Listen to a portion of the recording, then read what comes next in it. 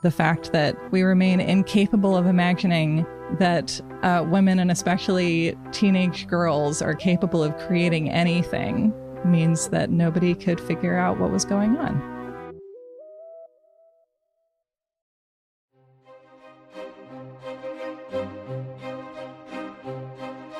Hello, dear listeners. This week we are joined again by our husband of hoaxes, Sarah Marshall, of the podcasts You're Wrong About and You Are Good. And this time, she is taking the reins and taking me on quite the journey through two possible historical literary deceptions, and asks me to try to figure out what is real, what is fake, and of course, what it all means. This is a sibling episode to a recent one we did on You're Wrong About called Hoax Memoir Spectacular, so make sure you check that out as well. So without further ado, I'm your host, Chelsey Weber-Smith, and this is American Hysteria.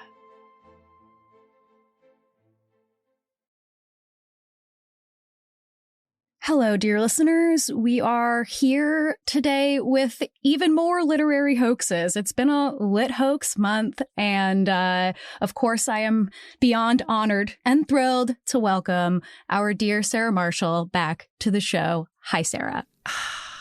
Hello, Chelsey. I'm doing showgirls arms. Yeah, I wish that you all could see it. Nomi Malone is goddess. So... this week, I get to take a back seat, which is always so fun for me, and let the stories wash over me. Sarah, I believe you have, some number, a mystery number of... A mystery number. Could be 1, could be 30. I don't know. We'll see. It could be just rapid fire lit hoaxes. Mm-hmm. But we have some literary hoaxes, probably ones that I am not super familiar with. So I'm really excited to learn along with all of you in our audience. So Sarah, would you like to take it away? I would love to. And this is also, to be clear, a Laura Palmer and Donna Hayward style companion episode. Yes. Best friends necklace style to a recent episode of You're Wrong About, Hoax Memoir Spectacular. Yes. That you guessed it on. Oh, yeah. Yeah. And it was that was so much fun. So I am glad that we're going to get to the ones we didn't get to. And then we have Maria Monk in the middle as the scary ice cream in our sandwich. Yes, the sour ice cream betwixt our cookies here. Full of bugs. Yeah. There's, I'm sure you know about Salt and Straw, Portland's annoying ice cream. I do. Company that does make good ice cream, but the flavors I always feel like are just like a little bit too much a lot of the time. Is that the one that has the blood ice cream? I don't know, probably. There's some ice cream company that used pig's blood, I think, unless that was a hoax. Yeah. Well, why the hell not at this point? And they call it Carrie's Prom. All bets are off. They call it, they're all going to laugh at you swirl. Tampons are stuck into it, kind of like little chocolate chips. Yeah. With little marzipan tampon strings. And they had one that was bugs, and I was like, I'm into it. I've always been saying we should eat more bugs, and we're going to have to pretty soon. I'm so pro bug eating bugs. I'm so pro. Me too. Great. Me too. But it was like mealworms. And I was like, that's the wrong kind of bug. You want a nice candied cricket or something like that. I'm not eating a mealworm. Here's my rebuttal. Crickets have all the little legs and pokey shit, which feels like it could get gross. But I've eaten crickets in Mexico, and you know what it works out to, honestly, is just like nooks and crannies. Okay. All right. Just texture. Yeah. Mm-hmm. Okay. And just more places for oil to get. I had this... Did you do this growing up where... Cattle crickets. That's all I'm going to say. Cattle crickets. Okay. Go on.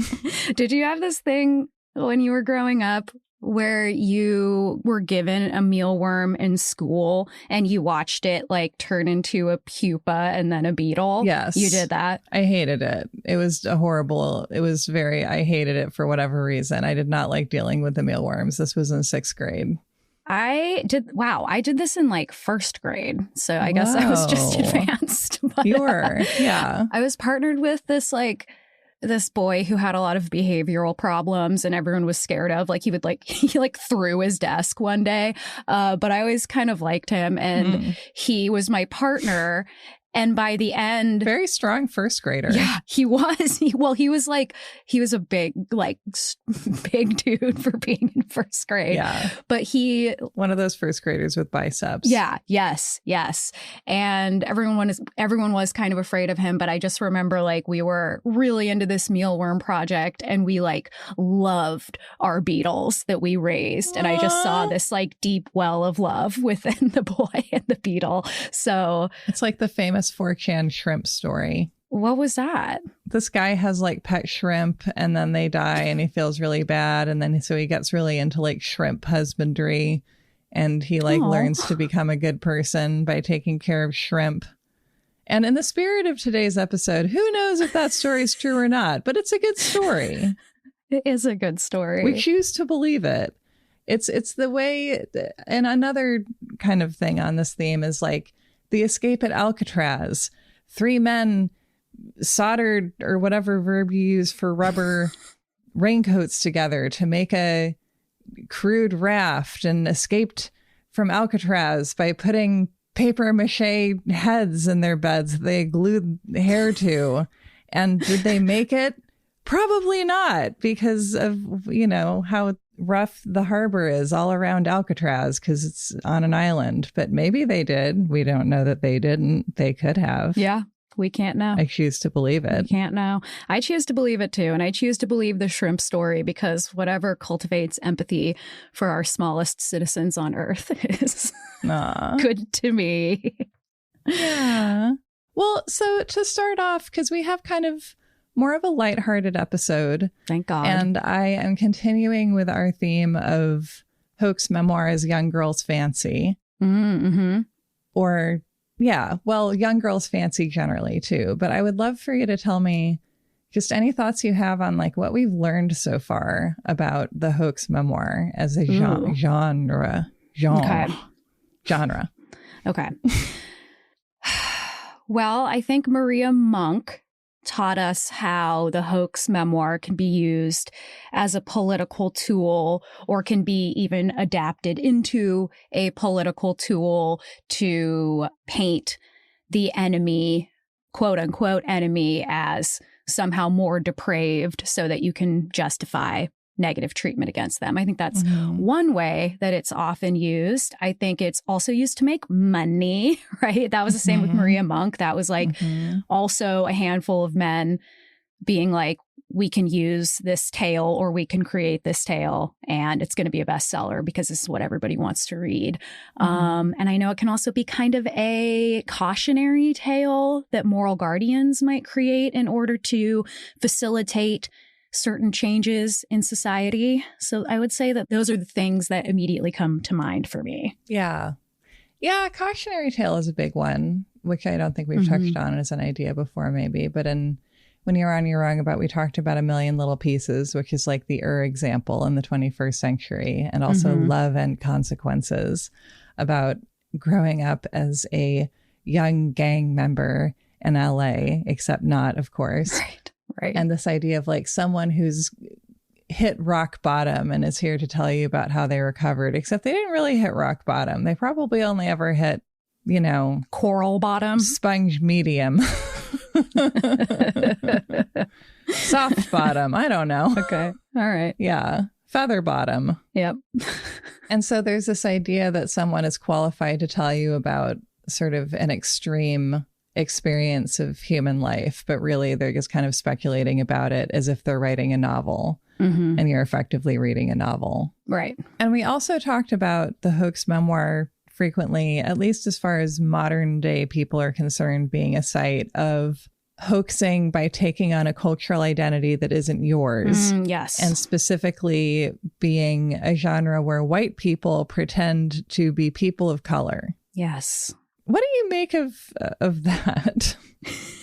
What do I make of that?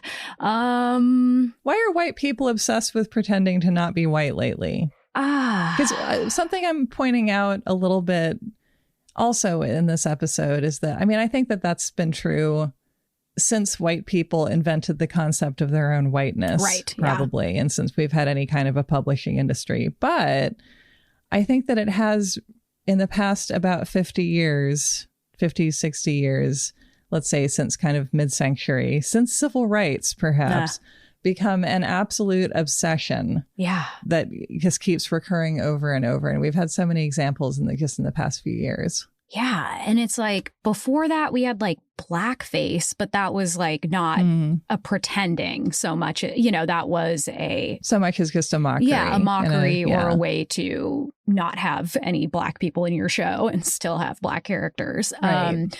Quote unquote black characters. But, you know, that's definitely not the same thing as full blown.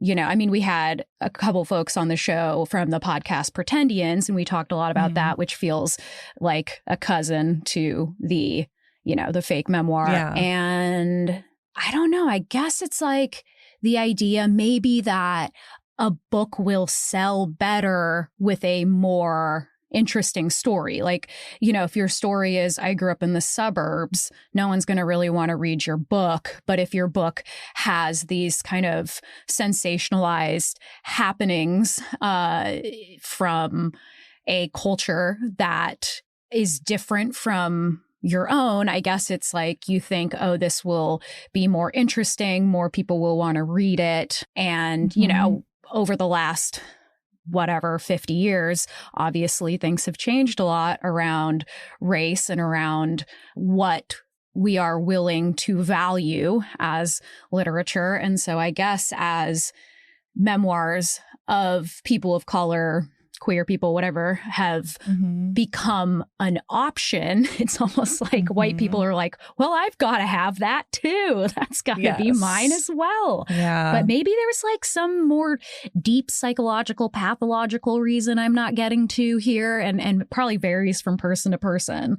What do you think? Yeah, I'm sure plenty to go around. Well, I just want to point out briefly, because this is a story that we're not getting all the way into today, but it's kind of another example of the hoax memoir. Not really, because again, hoax implies the desire to like reveal the truth at some point, I think maybe, right? A hoax is often, it can be a practical joke where you have to reveal the truth at some point to pull off the entire thing. Okay. But in this case, it's really maybe fraud is a better word, because you're really just trying to get money and resources by lying to people and having them never find out what you did. Yeah, absolutely. Yeah. So it's really more of a fraud memoir, but hoax is a fun word to say. I love saying hoax. I know. And hoax. That is an interesting differentiation, you know, being that a hoax needs to be found out in some way. Yeah, I'm going to think about that a little bit more. Very interesting. Yeah. Well, and so an example that I'm sure you've heard of, or that maybe came up in the episode that you had with the hosts of Pretendians, is Asa Earl Carter, who wrote a book called The Education of Little Tree, again, about growing up Cherokee, written by a white man who, in this case, the big twist is that he was a speechwriter for George Wallace, governor of Alabama. Wow. And he was the one who wrote the most famous Wallace line, which is, of course, segregation now, segregation tomorrow, segregation forever. Wow. Okay. And then he wrote this book that, you know, was beloved by people before any of this was really known. The identity of the author as this like very, you know, again, wearing the skin of an indigenous person. Yeah. And telling a story about being a child in touch with nature. Oh, boy. Wow. George Wallace's speechwriter. Yeah. Wow. Yeah. You know, and there's a world in which there could be something sort of redemptive about that. But like, probably not, though. And if there is, it's beside the point, you know? Oh, yeah. So I guess the idea of like someone who literally made a career out of upholding racism and segregation and, and basically the genocidal language of the Jim Crow South, although really it's a Jim Crow nation. Yeah. Then turning around and creating this extremely influential story about being an Indigenous child. And also the fact, and I simply blame Clint Eastwood for this, that Clint Eastwood made an adaptation of this book that came out in 1997. What? Yeah. Wait, tell me when it was written again. It came out in 1976. Wow. Yeah. Okay. And people knew who had written it by the time Clint Eastwood decided to make his movie. Like, I remember learning about the story because this was a movie that my mom, knowing nothing, had like rented at Video Chest. Mm-hmm. And I remember watching as a little kid, and I remember just having like nice imagery. And the dad from Babe, Clint Eastwood, or not the dad. Yeah, no, they had kids, but the Farmer Hoggett from Babe. The animal dad. The animal and not great at communicating, but there's a language barrier. And then realizing the truth about the book and being like, well, surely nobody knew when they made a movie of it. But like, no, people knew. Everybody knew. Like, the knowledge was available. But like, Clint Eastwood was probably like, that's the movie I want to make right there. Yeah, Clint Eastwood was like, whatever. Perfect. And he had already been in an adaptation of another Asa Earl Carter book, I think, which was The Outlaw Josie Wales. All right. So...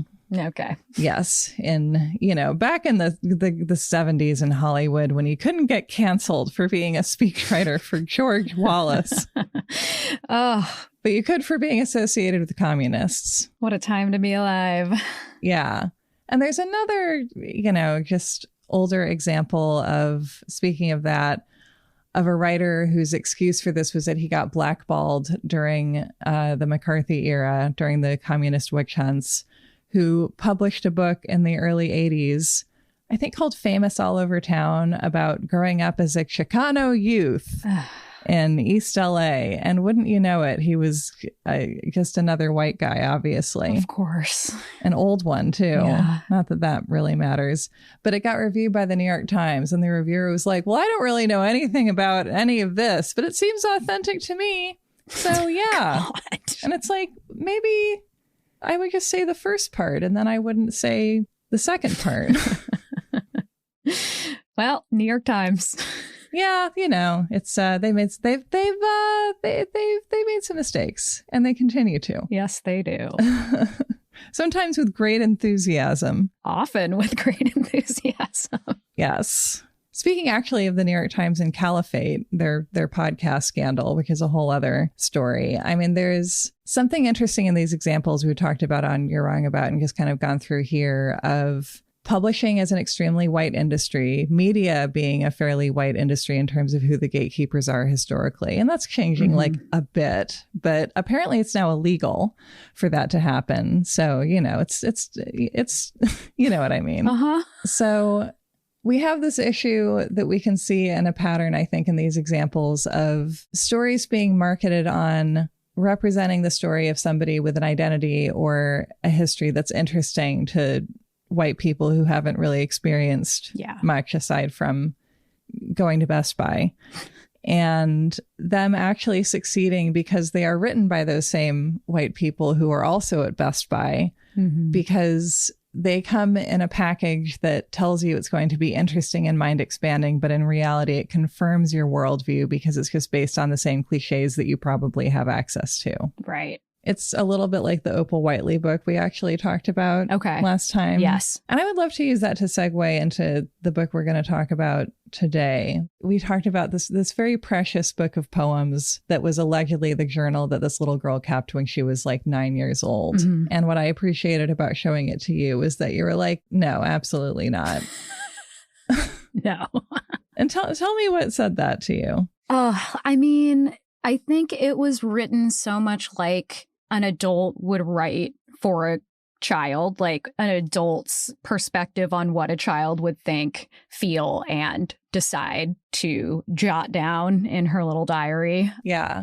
Did you ever see there was like this, to me, very iconic, I don't know, mid-2000s internet like flash animation thing called Amy's Diary, where this artist like had her diary from second grade or something and had different voice actors narrate it and animated it. And so it was like, today in school, Brent pushed me down on purpose, but he said he did it on accident. Yes, I remember that now. And that's the whole entry. Oh, I remember that now. What a brilliant idea for a flash animation from the early 2000s or whatever it was. Flash animation was one of the great creative tools of that time, and it's gone now. Oh my God. Like tears and rain. I had this. So my boyfriend in high school, in my first year of high school, he, was like trying to learn Flash animation. And one day I was like, I am going to make a Flash video. And I sat there for hours. And all I was trying to do was make like a boy waving and like a bee flying around in the air. Cause I was like trying to go with like, okay, make something simple. And I was like, okay, I gathered my boyfriend and my like couple other friends around the computer and I pressed play and I was like, look at this. And it started and then the arm disconnected and just started like buzzing the pattern of where the bee was supposed to be. I just can see it so vividly in my mind. And after that, I was like, I'm not doing this anymore. And then you took all your clothes off and ran around in the streets as any rational just person would. Screaming and weeping. Yeah. Gnashing my teeth. So anyway, the diary, that I'm guessing is your example of a diary that actually sounded like a child. Yeah, because I think there are adult ideas of a child. And what an adult pretending to be a child can do is fulfill your own adult ideas of what children are like. Mm-hmm. Yes. Whereas an actual child is going to do something that is less able to meet your immediate needs and expectations. Right. But anyway, I want to share with you an intriguing book that was a bit of a sensation when it came out 99 years ago in 1926. And it's called The Diary of a Young Lady of Fashion in the year 1764 to 5. Oh my God. No, I don't know anything about this. Yes. Oh, okay. So just open her up. And I'm going to have you read the first entry in here when you get to it. All right. And you can read me the title page, too. You got it, dude. 1. Ireland. March 3rd. This morning had a vastly unpleasant interview with my father. Last night, Mr. Ancaster, who is the indiscreetest young man alive, was seized suddenly while riding home along the shore with the desire to say goodnight to me. He climbed the wall, the postern gate being locked at that late hour, and he had the boldness to attempt to climb the ivy below my window. While halfway up, the poor, impudent young man fell. If he hadn't, Lord knows what would have happened, for I am terribly catched by the handsome wretch. As ill luck would have it, Papa and Ned, who were conversing in the library, looked out at that moment and saw him lying prostrate on the ground. No need to describe the scene that followed. My father, it seems, thinks me guilty of indiscretion and immodesty, though why, I don't know, for I was sound asleep the whole time and never heard so much as an oath. Interesting. And I dare swear there were plenty flying around. My father said some mighty unkind things to me this morning, and I wept loudly for more than half an hour. Poor Mr. A, from all accounts, is a scoundrel, a libertine, and a blackguard, and I have been forbidden to ever see, speak, or indeed think of him again. Well, we shall see. I own cannot imagine how it will end. Pray heaven there will not be a rencontre? I don't know. Nobody knows. It's okay. Pray heaven there will not be a rencontre between either of my indignant male relatives and my unlucky admirer. 'Twould make a scandal in the country we should never hear the end of. Men are such damnable fools, there is no saying what they will do in a fury. Nice. Say it, girl. That's great. I know you're fake, but say it.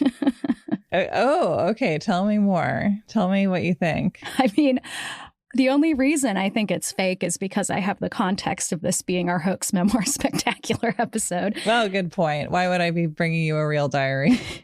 Is this a real diary? Is it? Tell me what you think. Okay. Give me your evaluation. I think that the tale is a bit like Shakespearean comedy, right? Like it feels a little too perfect of a little tale. But at the same time, it's like it could happen. People climb up ivy and fall down, and men yell at women, even though it's not their fault. That does happen. It does happen. So I'm really on the fence. I really don't know. Nice. Okay. Well, let's continue. And what do you need to do to evaluate? Would you like to read some more? Would you like to jump to somewhere in the middle? Okay. Is there a particular one, or should I just Bible dip here? Oh, you just dip around. Okay. Yeah. So basically, this tells the story of our diarist, and I'll read you the title page. This is the diary of a young lady of fashion in the year, as I've already said, in the year 1764 to 65. By Cleone Knox. I don't know if that's how that name is pronounced, but that's the best I've been able to figure out with the internet. Cleone. And it's the story of her papa taking her on a grand tour around England and then the continent into society to get away from Mr. A, the guy who climbed up the ivy. Okay. Wow. Okay. Let's see. May 17th. Tomorrow my father and Ned and I shall set off on our journey to London. I shall be sorry to part with Carrie once more, and in all honesty, I do not relish the idea of the many discomforts of traveling, the eternal jolting over bad roads, my papa and Ned swearing and complaining when their legs become cramped, the filthy inn food or the chilly large bed in some stranger's house. This is a very agreeable place, and I am certain by tomorrow evening I shall be regretting the easiness of my four-poster here. Went with Carrie to visit an almshouse, which she interests herself in. Gave the old woman a guinea to buy snuff with. Nice. It would seem that the position of squire's lady in this country entails a monstrous amount of good works. Okay, sorry. Entails a monstrous amount of good works, such as visiting and supporting almshouses and schools and so on.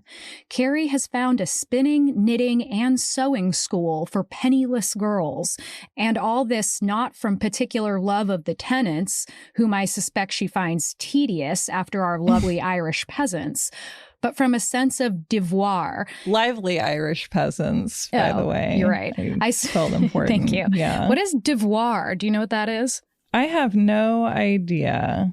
Although I think devoir, God, I'm remembering like French. Okay. What do you remember? Like 300. I think it has something to do with like stuff you have to do, because I feel like that's a verb. And I feel like, and again, speaking to like how hard it is to make a call on this one, I think it was the fashion for like ladies of fashion in England and perhaps Ireland too, to just throw in French words at random. That makes sense. You know, because as similar to today, for that matter. Yeah. Yes. Okay. And all this not from a particular love of the tenants, whom I suspect she finds tedious after our lively Irish peasants, but from a sense of devoir. And because 'tis expected from her and always had been expected of the squire's lady, years without end. Carrie and me were very occupied making a potpourri from a very good recipe she has. Tom presents my father with a new book of post roads, which he declares will be of great assistance to us in finding our way to town. He has also had the goodness to hire 4 servants at the Derby to accompany our coach with pistols. The danger from highwaymen is increasing every day now, and one hears nothing but of how Lady So-and-so was robbed on her way to town, and how Mr. This and That had a blunderbuss held at his chest on Hounslow Heath by a gentleman of the road. I'm going to pause on gentleman of the road because that's what I would like to call myself from now on. Yeah. Tom advises us to have by us a purse containing bad money. Don't know what that is. Probably fake money. Yeah. Or something. Yeah. Containing bad money to deliver up if attacked. Also a pistol each with which to defend our persons. Carrie and me had a serious talk together, and she gave me some very excellent advice as to how to behave myself in town. Amongst other things, she warned me on no account to gamble for too high stakes, gossip of my love affairs to my female acquaintances, or permit a young gentleman to enter my room at night on any account whatsoever. My father and Ned spending a very merry evening with Tom in the supper room, judging from the sounds which can be heard all over the house. Pray heaven they do not drink too long or too deeply, for anything more disagreeable than a rumbling along in a coach with a couple of cross, peevish men, still sleepy from a drinking bout, cannot be imagined. I myself must lay down my pen and retire to bed, for I am half dead. Nice. Yeah. I mean, it's good writing. Like, I'm here with it. I'm like, it's fun to read. What's going to happen next? But still, I still am not sure. I love it. Yeah. More after this. And now back to the show.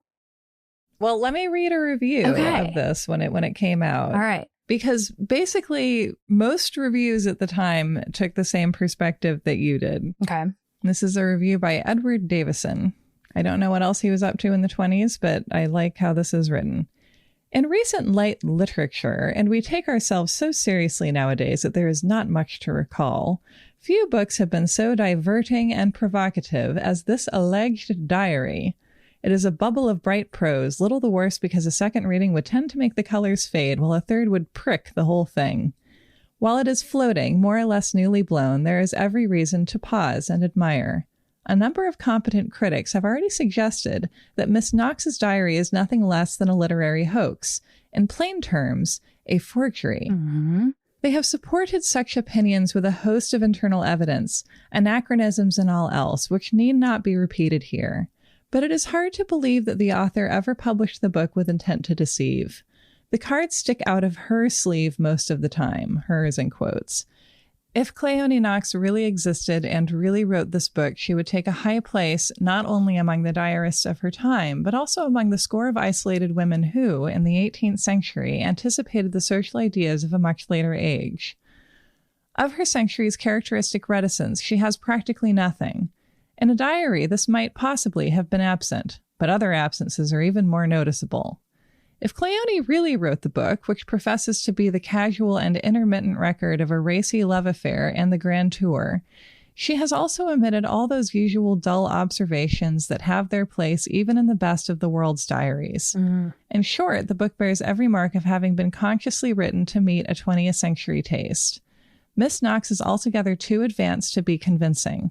Moreover, even in its most characteristic and peculiar habits of idiom, slang, and fashion, the 18th century was never half so 18th century in its manner as Miss Knox makes it, which I love as a sentence.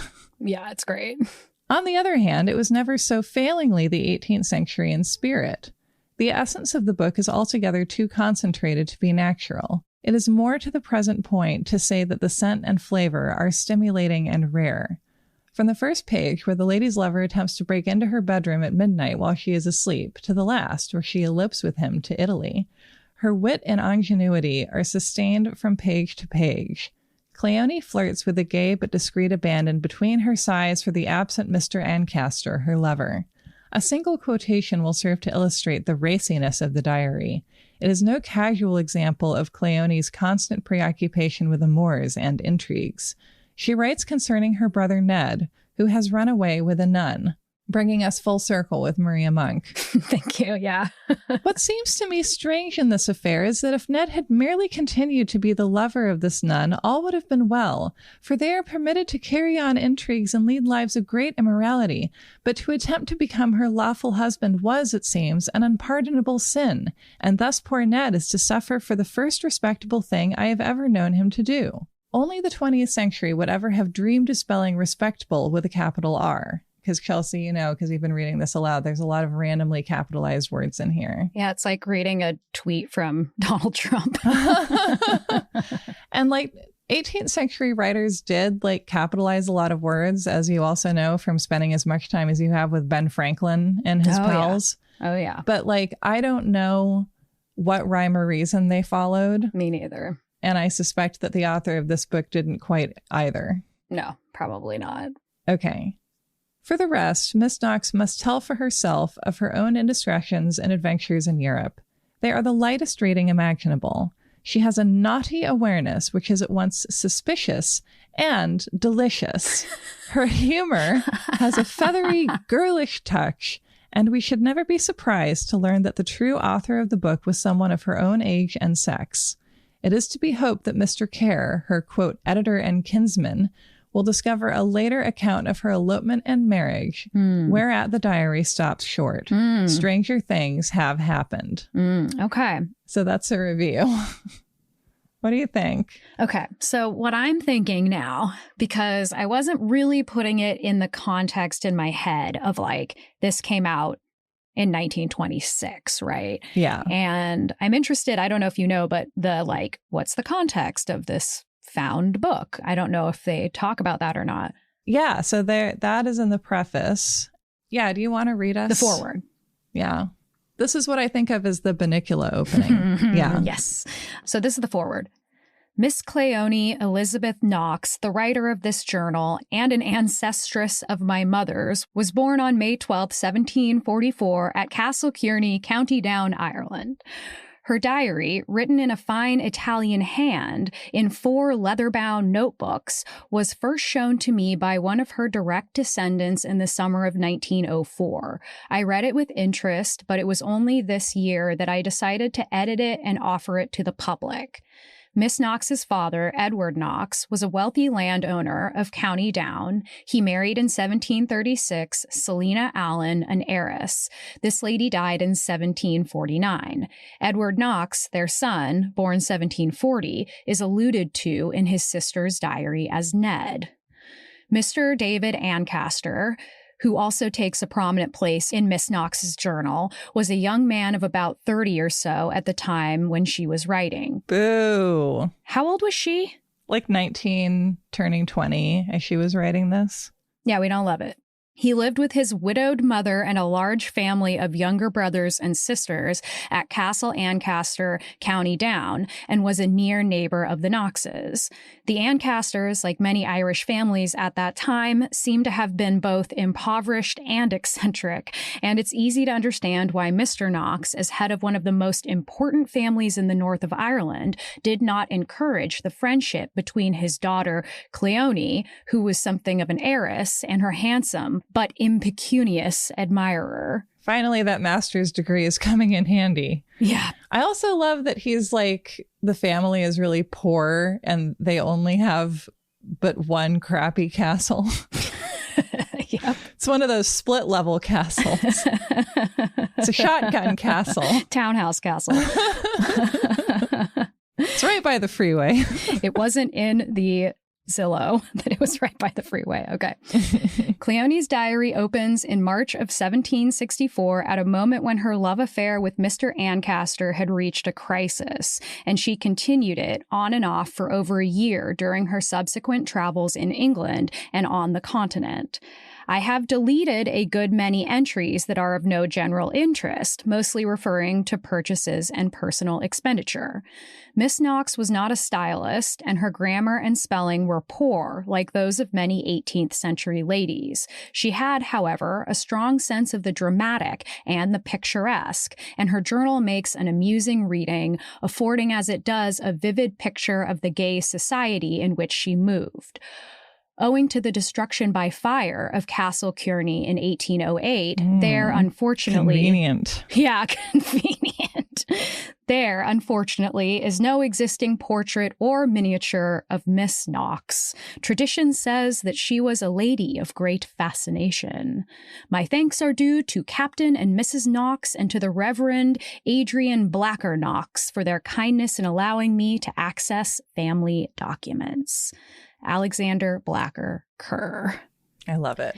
So I guess I will say that does kind of, it's like, did the author of that review we read before this not read the foreword?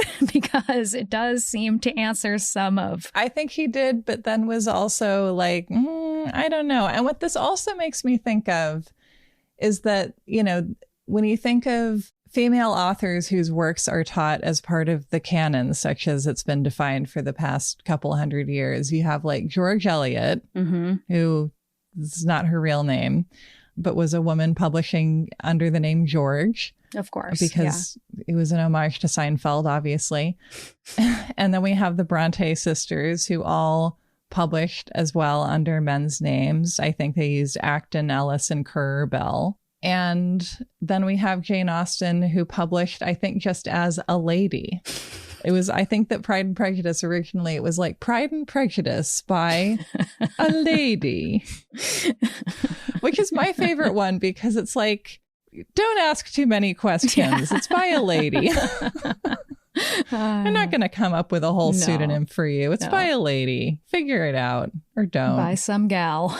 And so I think that there's, you know, a degree of gamesmanship that people are used to, where today, you know, you sell the memoir or you sell novels frequently by implying that they are memoiristic and having like, you know, a sexy young author and making the identity of the author, like it's usually a big part of the kind of PR push that you see happen around novels that get any kind of publicity today, and certainly around memoirs. Yeah. And in the period of time that we're talking, I mean, this is the 1920s, so we're slouching towards modernity, but we're in publishing to this point, there's been a lot more of a culture of playing a little bit of a game of trying to figure out who the author might be. And there were people who argued strongly both for and against the idea that Jane Eyre had to be written by a woman based on all these little clues that people were pointing out. And it was like kind of a fun game for people to play to an extent. Okay, I could see that. So the idea of hoax and fraud changes a little bit when the identity of the author, specifically if it's a female author, has historically been concealed or sort of like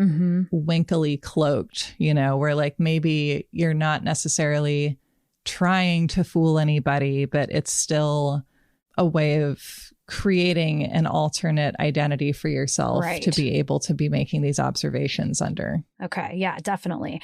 Okay. Here, before we get into if you do have an answer to this, I'm not sure, but here's a little like hypothesis or idea that I'm having. So 1926, we're in the jazz era. We've got flappers. We've got fashion being like, I would say, kind of a new revolution happening for women, happening for business, and happening for PR as well.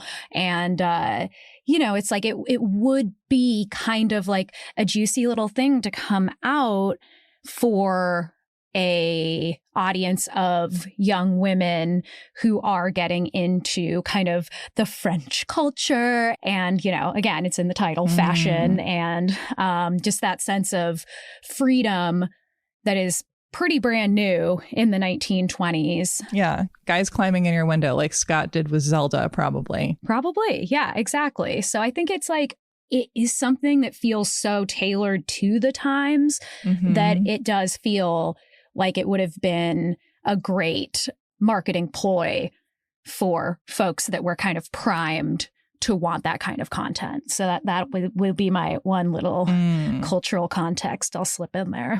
Is that a point in favor of it being a forgery? I would say yes. But I guess it could go either way, because it's like, or it could be like, this is now marketable, where I don't think people would have cared about this before. So I guess, I mean, I'm leaning toward, God, I don't know. I really don't know. I love this. What do you think, fam? Comment down below. Like, subscribe, comment. And hit the bell.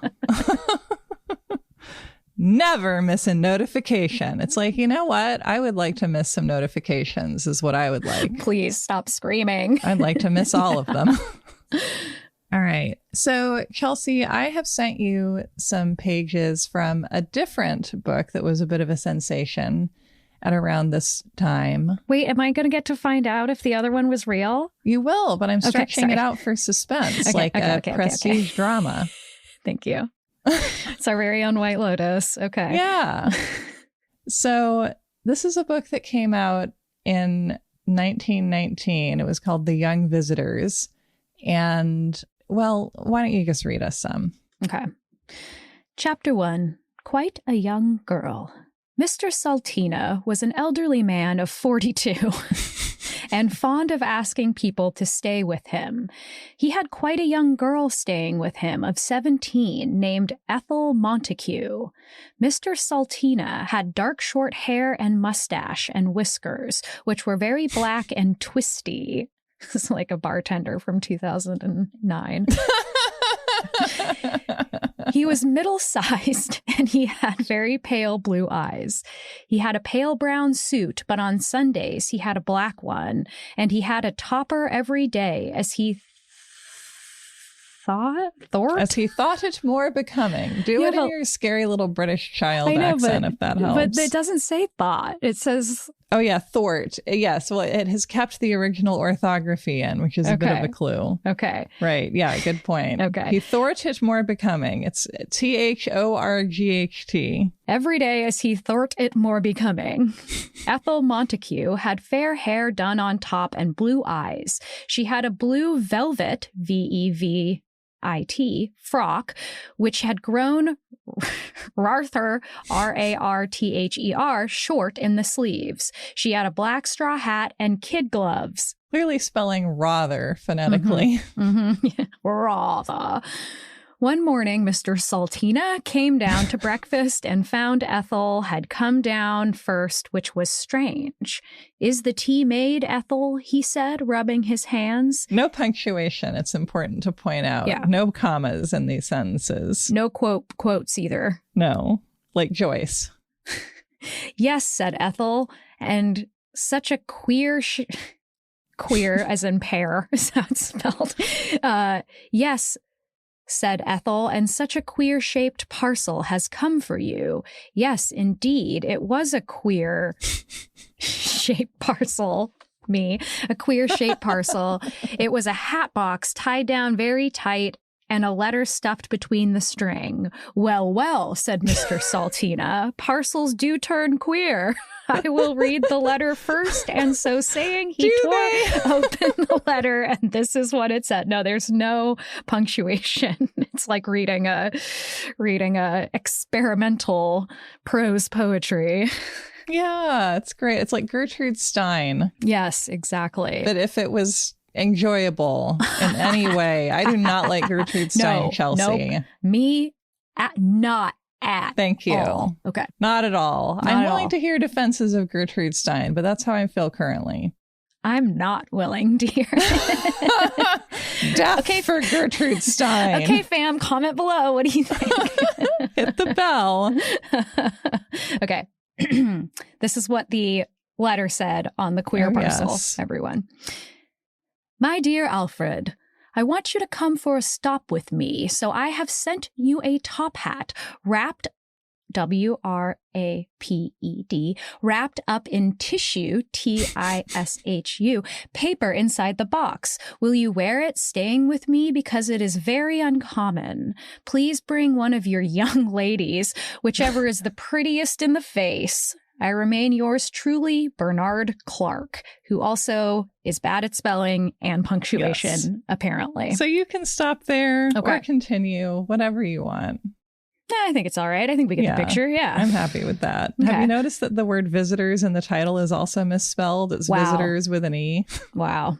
And that's the title of this book? Okay, it's called The Young Visitors. Great. And no one was like, so, but I guess the authenticity is important, right? Well, yeah. So this was published in 1919, and I think it was written in 1890 by a woman named Daisy Ashford, who was 9 years old when she wrote it, or that was the story when it was published. And my question to you now, Chelsey, is do you believe that?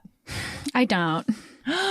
Wow, I believe it. I don't know. I'm all mixed up, sir. I know. I'm more mixed up than a milkshake. Aw. No, I mean, it's like... And just as yummy. Thanks. Yes, I mean, obviously it's more like a young person would write, but I'm like, is it too much? Like, is it too... Yeah, I can see that. Yeah. I wouldn't die on this hill. No, I can't die on either of these hills, but I feel like I'm going to. But I am so much more convinced that this is authentically the work of a child than I've ever been by any of the Opal Whiteley stuff. Oh, certainly. Yeah. And to me, the reason is that book is so much playing into... I mean, this wasn't exactly of the Victorian period, but the Victorian idea of the child has had a long hangover in terms of like the way we sentimentalize the child, right, while simultaneously not granting them legal rights. And it feels like the Opal Whiteley poems about like, you know, the woods and the nature and naming a toad Virgil or something is like so much more in keeping with this romantic idea of the child and the sort of like John Locke romanticism of like kids just need to run around in nature reading Greek poetry and they'll sort themselves out, basically, probably. This one reminds me of actual writing by kids and the way that kids still write today in terms of the way that it's written, and also how it's just sort of like morally neutral and weird and based on not really understanding what adults do, but being very intrigued by it. And like, if nothing else, I feel like it's like, if it's a forgery, it's like one that to me reminds me of what it was like to be a child in a way that other like alleged works by children frequently don't. Yeah, totally. And just to remind our listeners, if you want to hear more about that book that we're talking about right now, what's it called again? So I think of it as just her diary, but the author's name is Opal Whiteley, and her alleged childhood diary was published in 1920 as The Story of Opal, the Journal of an Understanding Heart. Great. Yeah, so just a reminder, you guys can listen to that on You're Wrong About in our Hoax Memoir Spectacular. I love to have a spectacular. Yeah, so that's a good companion to this one. Yeah. More after this. And now back to the show. Well, and so in the case of the Young Visitors, the foreword or preface or whatever was written by J.M. Barrie. And so there were rumors for a long time, and I'm sure still are, that he had in fact written it. I really don't think that J.M. Barrie was ever creative or normal enough to have written something like this. Okay. And in any case, this came out in 1919. It was a big hit. It went through many printings. The story went that the author, Daisy Ashford, had given it to a friend to amuse herself with. And her friend had liked it so much that she suggested she print it, which again is like an easy cover story. But I also believe that, you know? I could see it. Yeah. Yeah. Okay. So to get back to the Diary of a Young Lady of Fashion, I have our girl a link for you from our favorite website, newspapers.com. Okay. Yes.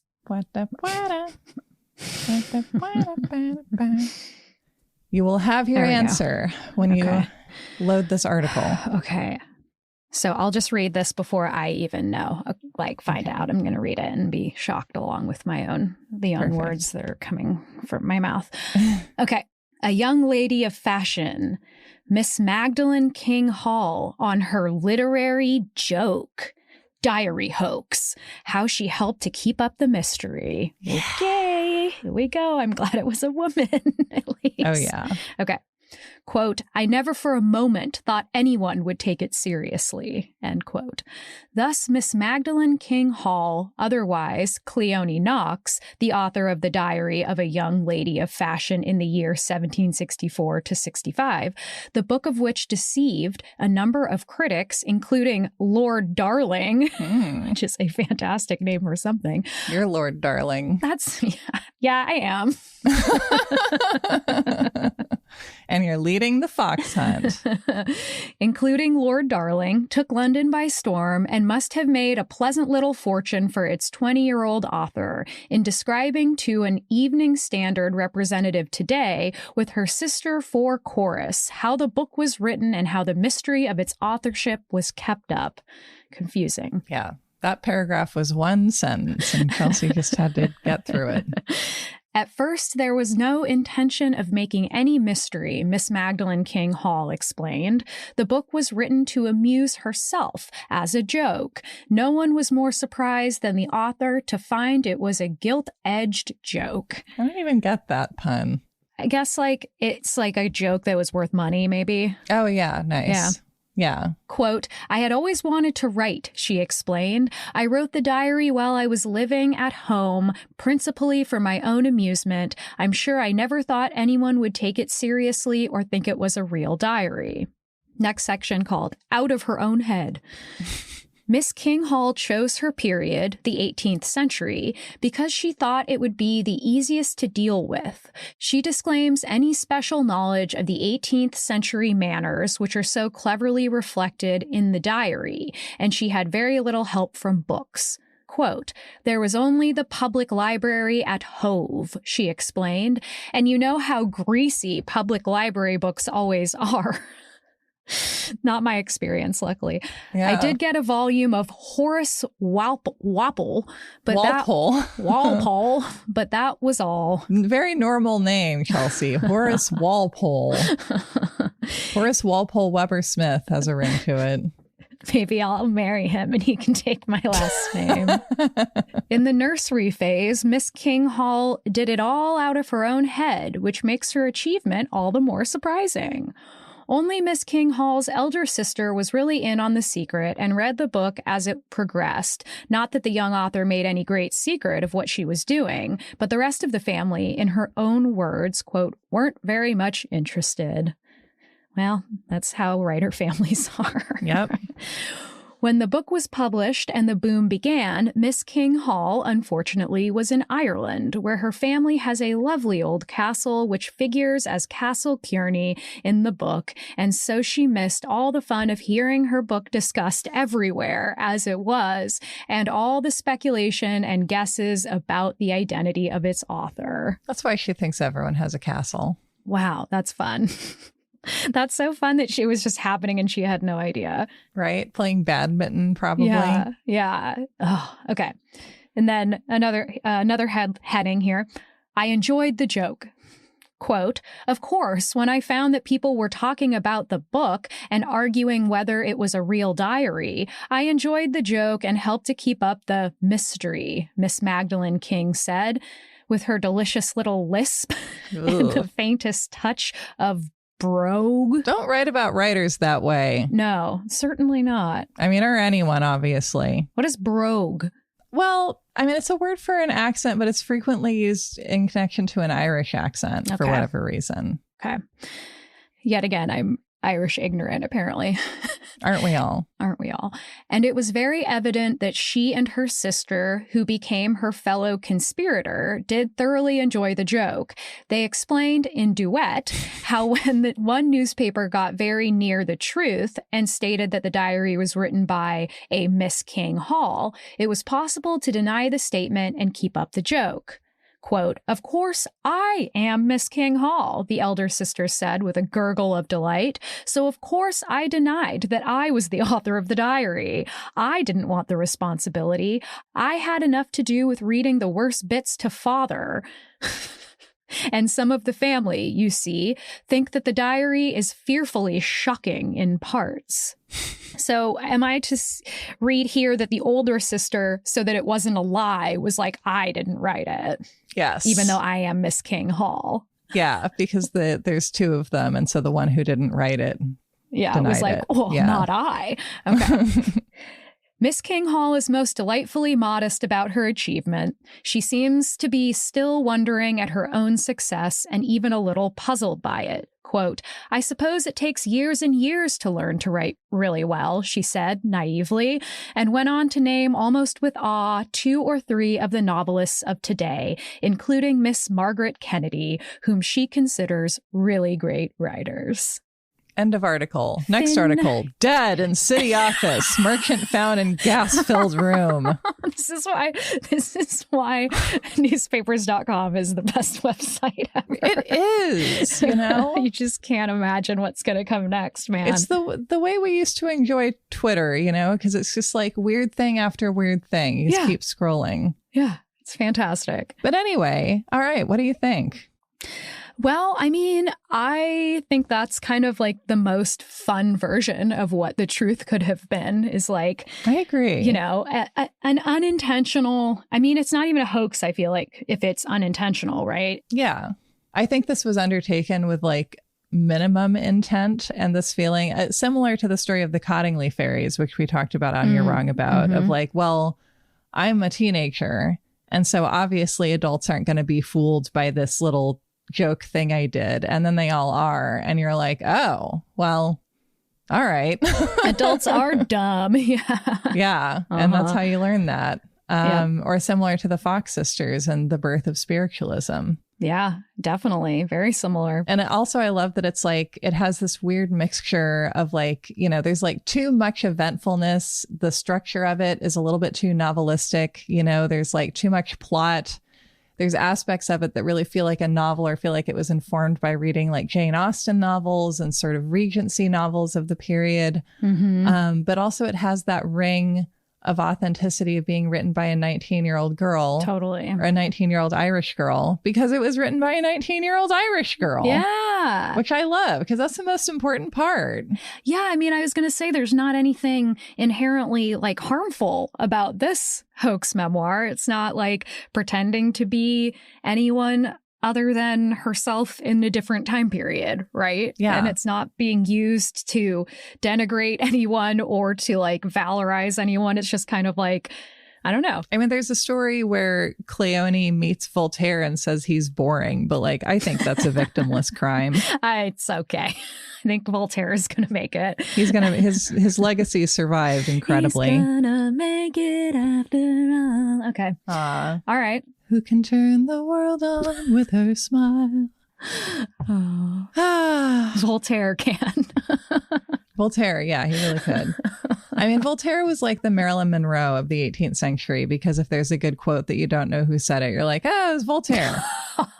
He gets credit for everyone else's quotes. God, we were at, what's it called in Portland? The mall? Oh, Lloyd Center. We were at Lloyd Center. Beautiful. It's strange. Lloyd Center. Yeah. The eighth wonder of the world. And there was yet another quote on the wall with like a big picture of Marilyn Monroe. And we were like, let's look it up. And it was completely fake. That's right. Yes. It was like, give a woman the right shoes and she can conquer the world, which has been there for years, by the way. Yeah. Yeah. Yeah. Not that malls need to constantly be changing their fake Marilyn Monroe quotes all the time, but another headline in this issue we just read is Woman Outwits Man, which is very fun. Newsworthy for sure. So let me read you an article from the Winnipeg Tribune. Shout out. Thank you to the Winnipeg Tribune. This is from July 31st, 1926. And the headline is Miss of 19 Summers Perpetrates Literary Hoax of the Century, which like, is there a better headline to have associated with yourself? No. Miss of 19 Summers. I think that means she was 20, but they wanted her to seem like a teenager. Yeah, that makes sense. Teen hoaxer. Miss Magdalen King Hall fools outstanding writers of England by her quaint book, The Diary of a Young Lady of Fashion. London, July 31st. Last fall, there appeared in England and America a quaint, unusual sort of book entitled The Diary of a Young Lady of Fashion in the year 1764 to 65 by Cleone Knox, edited by her kinsman, Alexander Blacker Kerr. It was universally greeted by literary critics and wise men of all kinds as a remarkable, authentic diary by a real 18th century young lady belonging to a well-known North of Ireland family. The young diarist frequently used very strong, broad, and candid language, which, as all well-read persons know, is a characteristic of most literature of the days of Fielding and Smollett. It gave a frank picture of the heavy drinking, wild gambling, reckless lovemaking, frequent dueling, and general self-indulgence that marked European high life in the 18th century. Nice. I love the idea of being around in 1926 and being like, you know who was famous for drinking? People in the 1700s. I mean, it's true, you know, but it's just like the jazz age is like now the time that we look back to and are like, well, they sure drank a lot. And again, they also did. But I also don't think people are drinking progressively less as history continues, unfortunately. I kind of think that it is trending down. I think I read some, probably bullshit statistics that said it was trending down. I believe it. Who can afford it, you know? I know, truly. Doesn't matter if it's a good reason, just, as long as it's a reason. The book went through 9 editions in America and more in England. The great Lord Darling, who was known before his retirement as the cleverest judge on the English bench and now makes literary criticism his hobby. That is classic Lord Darling. That's what I say. Wrote, her diary must take its place beside of that of Mr. Pepys, a priceless and instructive narrative. Now, for some context, the diary of Samuel Pepys was like, and remains, one of the most important authentic pieces of like diaristic history, talking about the history of London through the sort of continued observations of a single person. Through the peepers. Through the peepers of Mr. Pepys. Mr. Peepers, the diary of Mr. Peepers.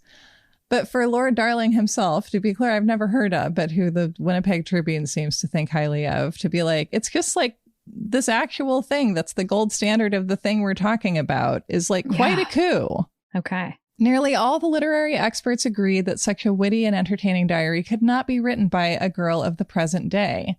The London Tatler remarked, her wit and her gaiety and her wonderful powers of description put to shame a round dozen of the most popular present-day novelists. The whole diary is fascinating to a degree.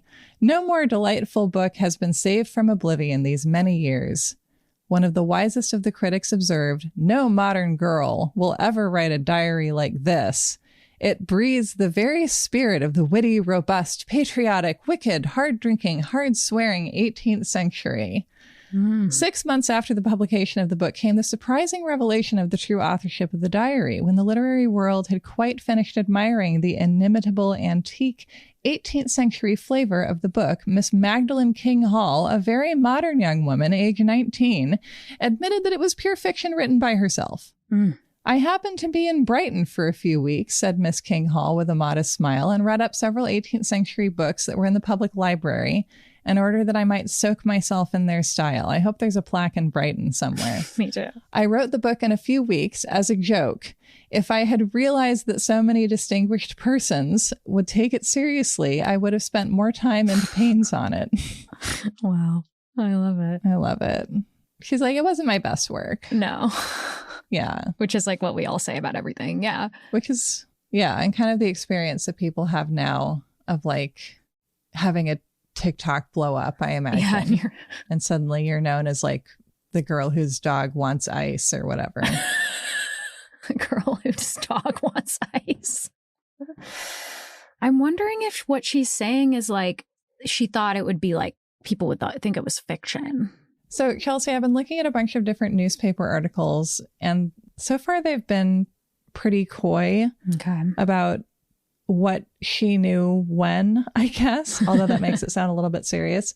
But I think you're right that she just intended it to be published as a novel. Yeah, I mean, that's kind of what I'm wondering. And she just thought like, I don't know, because it's like, okay, modern example, something like Confessions of a Shopaholic. Those aren't the confessions of the shopaholic from the book.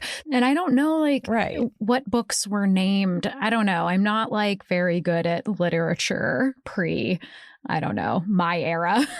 So I don't know. Well, I think the thing about this book is that it's, like, it's not trying that hard to, like, prove its authenticity, right? Like, it has this little frame narrative.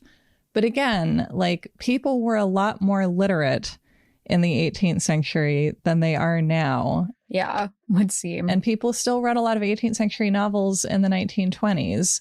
And so we weren't that far away from this convention and understanding that this was also how literature of the time worked. Yeah. And continued to work to some degree, of like the figure of the author and the protagonist being a little bit slippery, right? And like Tom Jones, the novel by Fielding, being, I think at the time, just framed as like the memoirs of Tom Jones, and like Tristram Shandy is by Tristram Shandy and Moll Flanders is by Moll Flanders. And so there's like, it's kind of written in a way that like someone who appreciates novels of that period would kind of get. And it feels like even maybe a bit of an in-joke. Yeah. If that makes sense. Yeah. And she was surprised because it was published. And I mean, I guess was it popular here? Do we know? Was it just, it was popular in America? No, it did well here as well. I think it was bigger in Britain, but no, it did really well here as well. Okay. So she wouldn't know because it's like, I mean, I guess she could have got like a telegram that was like,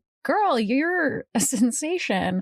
But, you know, there wasn't like a lot of, you know, there wasn't a fast way always to get information about like your book's blowing up. Yeah, she was at the castle. And maybe she didn't know when it was getting published. Well, and then we have the thing of like her sister covering for her. Mm-hmm. So I think there could be an element of like writing it as a novel. And then what she says is that she submitted it to a literary agent. She got a literary agent, which she wasn't expecting to happen. This is from an article in the Toronto Star. Oh, okay. It says, Miss King Hall modestly says it is very easy to mimic literary styles, especially period styles. The diary was her first book.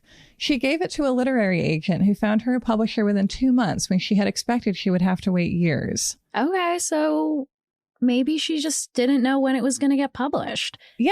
And then apparently she didn't come to London until February, and the book came out the previous fall. Okay. So there's an element of not knowing. But I also think that once she found out, she kind of just like kept the ball rolling for fun because she was enjoying kind of seeing how far it could go. And I would also say that like the way the newspapers are framing this is like a teenage Irish girl pulled the wool over our eyes. Oh, my God. Mm-hmm. And it's like, from what I can tell, a lot of the reviews of it from the second it came out were like, you know, this doesn't seem entirely authentic, but I'm not going to worry about it too hard because I had the best time reading it and I don't really care. Yeah. So maybe we can just say, go for her, you know? Very good for her. Yeah. And then she went on to have a successful career as a novelist, and she wrote period novels set in this period. And she had this great launch to her career. Well, what an interesting middle ground between hoax or not, you know, because we were only looking at hoax or not accidental hoax, right? Or I don't know. That's interesting. She says, of course, I never meant all these eminent people to be discussing the authorship. I only did it as a joke. I love her. She's fun. Yeah. She's really fun. Magdalene King Hall. Sarah, do you know about the other book we were talking about and whether that was a hoax? Well, so that comes up in actually another article on Magdalene King Hall / Cleone Knox. Let me pull this up for us. Okay.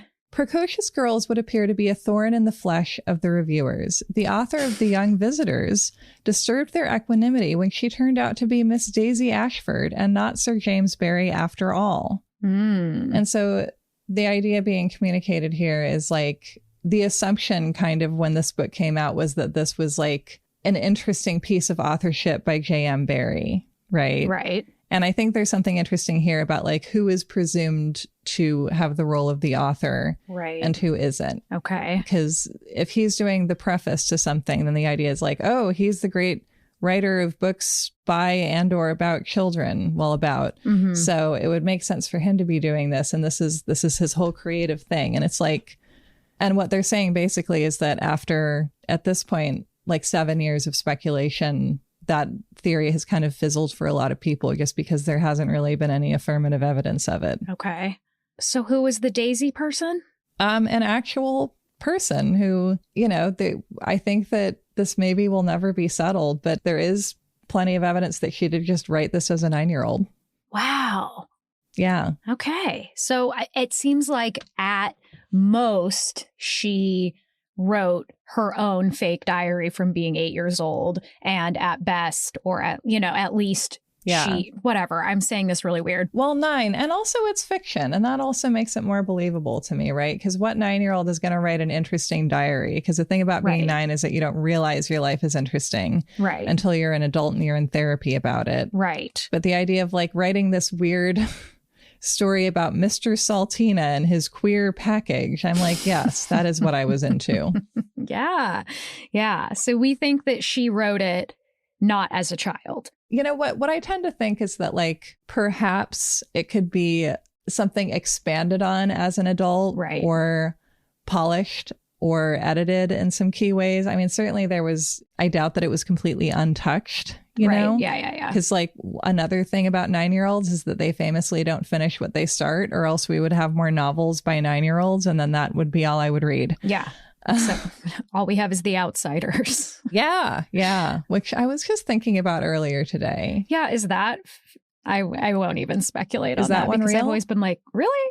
Really? Oh, yeah. I mean, I don't think we have any reason to think that book wasn't written by a 16-year-old girl. I mean, No, have you read it? I don't think so. Yeah, I mean, it's been a long time. If you read it, you're like, oh my God.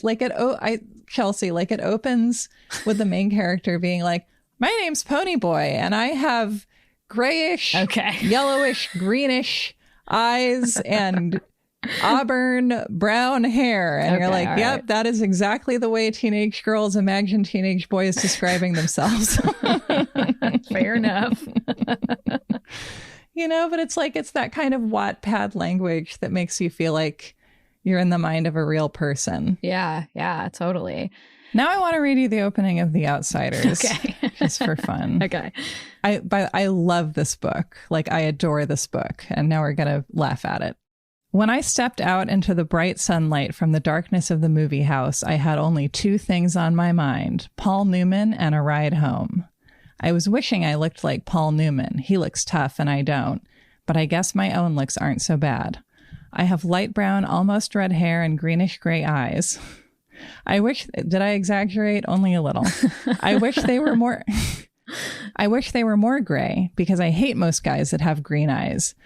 But I have to be content with what I have. My hair is longer than a lot of boys wear theirs, squared off and back, and long at the front and sides, but I am a greaser, and most of my neighborhood rarely bothers to get a haircut. Besides, I look better with long hair. Yeah, all right. I agree. 16-year-old wrote it. Still very good, though. I'm like, it's still good. Oh, yeah. No, it's a great book. You should read it. I appreciate the not like every other word's from this thesaurus version of this, like, because it could be much more florid and that's good. I like it. Yeah. Good job. There is something about this book that has like enough teenage awkwardness that like, yeah, it continues to make me remember being that age. And yet I remember reading it, you know, as a tween. Yeah. And feeling like I was being also led into like, you know, it's like it's a novel. It's beautifully constructed. It's got, you know, the characters are playing off each other in a lot of complex ways. You know, there's a classic sense of drama unfolding to it. Like it's a very mature piece of writing. And yet it also has those rough edges that, I don't know, I feel very grateful we're allowed to stay in there. And I'm curious actually about how The Outsiders came to be published the way that it was. Yeah. Tale for another day. Yeah. So basically this is a story of a teenage girl getting away with a hoax that she never tried to perpetrate because she just wrote a novel. And rather than believing that she had just written a novel, everyone, including Lord Darling himself, came up with, you know, to some degree, a certain number of justifications about why no teenage girl of, you know, today's, I don't know, iPad babies of the 1920s era frivolity could possibly have written this. And other reviewers were quick to point out that this was like clearly a book that was going down well because it had a ring of right now to it. And it was, one review described it as like the diary of a flapper of the 18th century, which feels about right. Yeah. You know, and gets to our thing of like hoaxes working, you know, in this case in just a fun way, but also in more insidious ways, because we're less curious sometimes than we would like to think we are. And rather than the complex work of empathizing with people living in a different time and place, we would like to be told that everyone has always been basically the way we are right now. Yeah. Which is fair. Who wants to do complex work? Come on. No. Terrible stuff. And so this is kind of like an example of like people hoaxing themselves, like a self-manufactured hoax. Like, I don't know. It's like people are choosing to believe it's a hoax, even though there's no reason to think that it's, well, I mean, I guess there was. Yeah. When like, at least according to Magdalene King Hall, she believed people would take it as fiction because she didn't try that hard. Yeah. Which again, it's like with the Cottingley Fairies and the Fox sisters. They're like, well, I don't know. I didn't try that hard. And I didn't really think adults would be taken in by it. And then by the time so many of them had been, it was kind of too late. So yeah. Well, really interesting Hoax Spectacular episode today. Thank you. Like pretty different than the other ones. Yeah. Well, I thought it would be nice to just like read a fun story that has a fun story behind it. Yeah. For possibly the first time ever. Low stakes, low stakes, low stakes. And I know you're wondering, how did things end up for Cleone Knox? I am wondering that. So, as you might recall, Cleone, I also love how the preface to this is like, when this diary begins, Cleone is in the middle of a romance with Mr. A. And it's like, oh, I'm glad we're not starting at a boring part like most diaries do, to be honest. Yeah, thank you. So you'll recall that Cleone's brother Ned has run off with a nun. Right, of course. And so the family is dealing with that. May 27th. Today the Inquisitors sit upon Ned. I wonder if that's literal. We are in a terrible to-do. 'Tis now 4:00 and no news has been heard, though Papa, Patty, and Stefano are waiting in the antechamber. Lord help us. It's great. It's like the Marriage of Figaro or something. Yeah. May 28th. Heaven be blessed. Ned is to be released and will be returned to us in about 5 days. Papa and me, on hearing the joyous tidings, near wept with pleasure. 'Tis indeed delightful to feel that our tribulations are at an end, and that the poor wretch will soon be at liberty.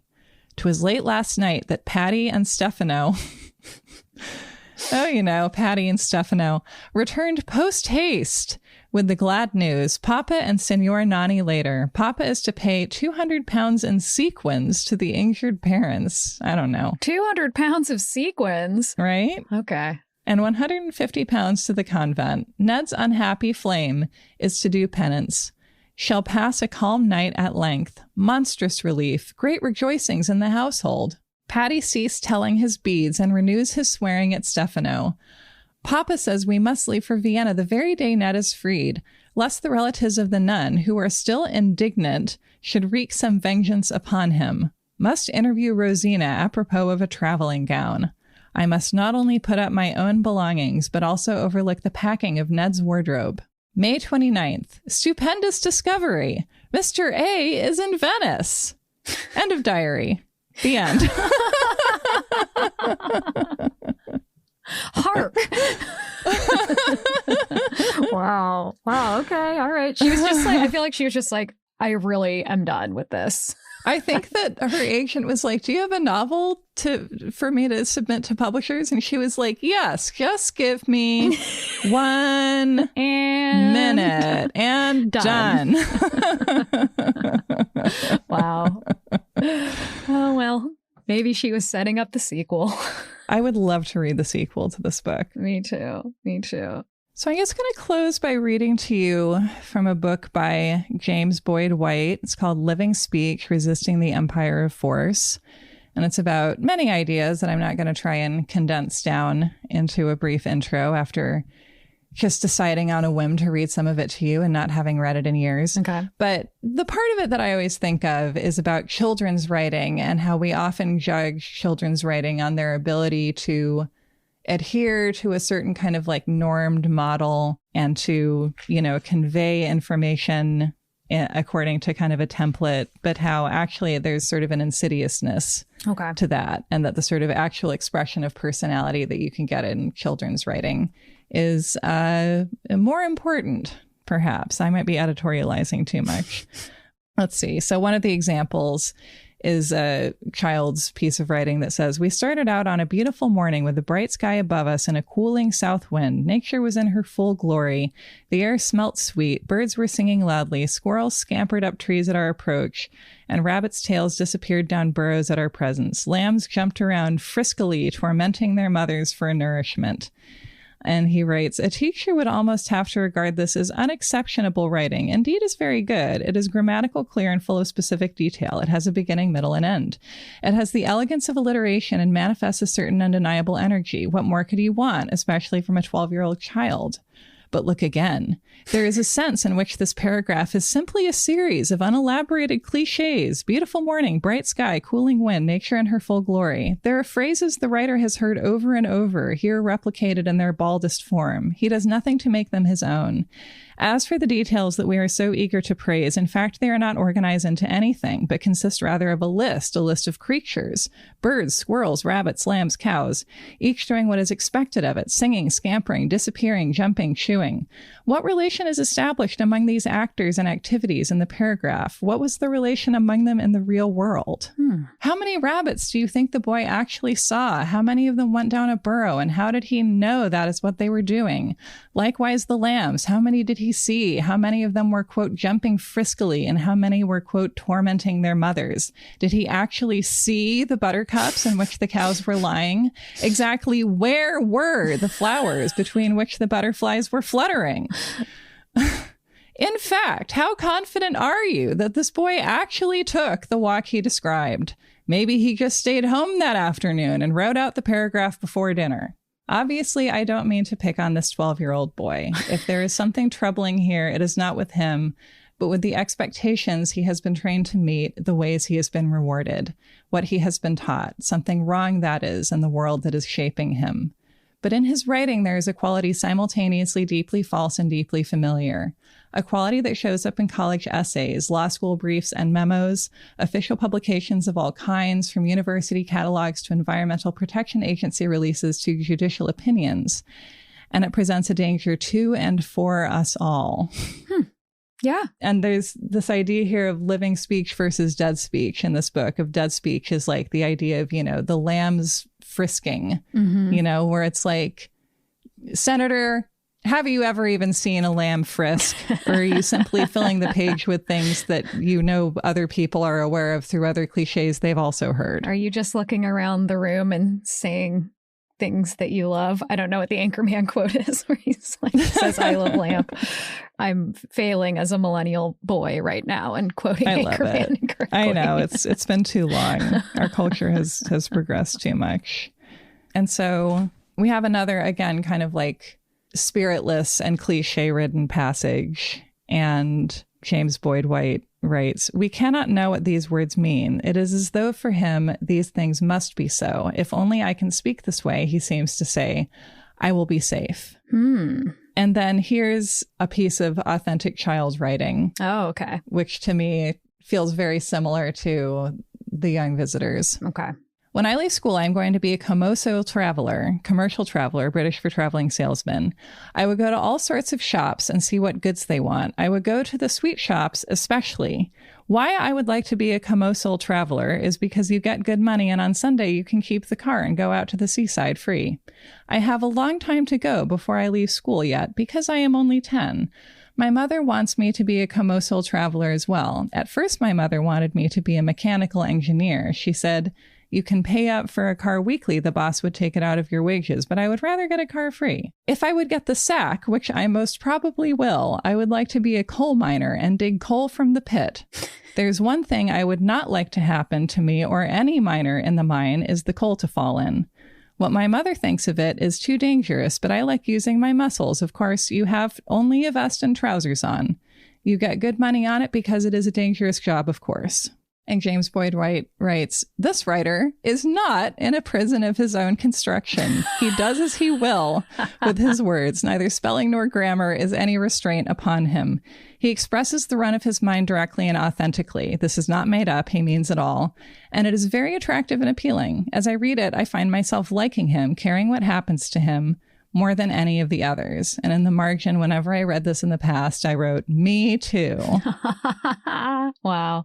Oh, that's fantastic. And so I feel like just the young lady of fashion is kind of this kind of writing where like there's an energy and an authenticity to it that's really coming from youth, but also it is like clearly the work of a 19 to 20-year-old writer who has been writing for a long time and who, despite saying she didn't try very hard, like put some amount of like real energy into it and like real enthusiasm, and that it's just like a good, fun book. It's like reading Bridget Jones's diary. I hope more people read it. And the fact that we remain incapable of imagining that women, and especially teenage girls, are capable of creating anything means that nobody could figure out what was going on. Yeah. Absolutely. They had to come up with all of these like bananas justifications. And they would rather believe it was a hoax than believe that a woman had talent, I guess. Yeah. And that, something that was like cleverly written as kind of a novel with a frame story was just like published as an actual diary, because as with the publishers of A Million Little Pieces, it was probably just judged a better business decision to publish it as a real diary than to publish it as a novel. Yeah. Yeah. And it's that simple. Things never change, do they, Sarah? No. But, and also, I mean, just to sort of to talk about living speech for a second, I feel like the criticism of the kind of standardized writing that's being taught to children in that book reminds me of like the kind of stuff that you get from AI, and like, I don't know how much we should be freaking out about AI writing stuff for students, because certainly there were all kinds of ways to avoid writing for a very long time before recently. Sure. But I think that part of this we've brought on ourselves by creating a landscape of both education and media that makes our language as generic as it could possibly be. Right. Mm-hmm. And I think that if we want people to express themselves, we need to actually reward them for expressing themselves rather than only prioritize teaching people, especially children, to express themselves in the most generic way possible. Right. Which is, why I think it's attractive to let AI handle certain writing tasks, because if your job is to sound as little like a human being as possible, then like it makes a certain kind of sense to give that job to a robot. But the answer is not to let robots do our writing for us. It's to write less robotically in general. Yeah. And reward people who don't. Yeah, absolutely. Absolutely. Thank you for just joining me for this little, I don't know, opera hoax, I guess, and like enjoy a nice little story where there's a fun story inside and a fun story outside. Yeah. And thank you so much for bringing us something light and not so focused on gags and pits. It's really nice. This girl's just flirting up a storm, just hanging out, having a good time, calling Voltaire boring. God bless you, Cleone, wherever you are. Oh, bless you, Cleone. This was American Hysteria. Make sure you listen to You're Wrong About and You Are Good wherever you get your podcasts. If you want to support our show, make sure we can keep making it and get more of it. You can go to patreon.com/American Hysteria or subscribe on Apple Plus. You'll get ad-free episodes as well as bonus content, like the other podcast that I do with our producer Miranda called Hysteria Home Companion, where we not only give you a look behind the scenes and some of our more personal feelings about the things that we're covering, but we also bring you stories related to the topics that we're covering and stories that we know that you'll love. Most recently, as a compliment to our Thong series, we talked about an 80s military controversy surrounding superstar Cher and her thong. And that's only the beginning of our humble offerings. So go to patreon.com/American Hysteria or subscribe on Apple Plus. Another great way to help our show out is to leave us a 5-star review on whatever app you use. It's really easy. You could do it right now, and it would mean so much to us. You can also follow us on Instagram at American Hysteria Podcast. If you go to AmericanHysteria.com, you can pick up some of our merch, and you can leave us a message on the Urban Legends hotline about a tale that you remember from growing up, or even one you've heard recently, and we might do an entire investigation about it, and you'll hear your own voice on our show. That's AmericanHysteria.com. American Hysteria's producer and editor is Miranda Zickler. Our associate producer is Riley Swedelius Smith, and I'm your host, Chelsey Weber Smith. Thanks, as always, for listening, and I hope you have a great week.